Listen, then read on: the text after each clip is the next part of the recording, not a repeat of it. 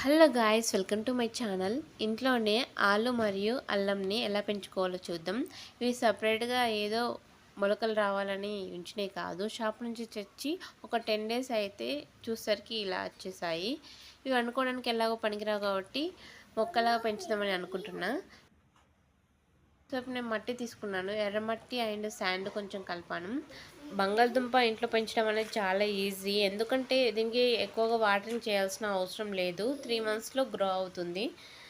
మొలకొచ్చింది పైనకి ఉంచి అలా మనం మట్టిలో పెట్టుకోవడమే. అలానే ఇంకా 3 కూడా పెట్టుకున్నాను. లాస్ట్ టైం పొటాటో పెట్టినప్పుడు అయితే చాలా బాగా వచ్చింది, బట్ కొన్ని మిస్టేక్స్ అనేవి చేశానండి. సో ఇప్పుడు అవి చేయకుండా ఉండాలి. సేమ్ అల్లం కూడా అలానే పెట్టుకోవాలి. మొలకొచ్చింది పైకి ఉంచేసి మట్టిలో పెట్టేయడమే. చాలా ఈజీగా గ్రో అవుతుంది. నేను అప్డేట్ చేస్తాను, మీరు కూడా నా ఛానల్ని ఫాలో అవ్వండి. ఇలా జగ్గుతో డైరెక్ట్గా వాటర్ పోయకూడదు, హ్యాండ్తో పోయాలి. నేను ఒక హ్యాండ్లో మొబైల్ పెట్టుకున్నాను కాబట్టి ఇలా చేశాను. వీడియోని చూస్తున్న ప్రతి ఒక్కరూ ప్లీజ్ సబ్స్క్రైబ్ చేసి సపోర్ట్ చేయండి. Thank you.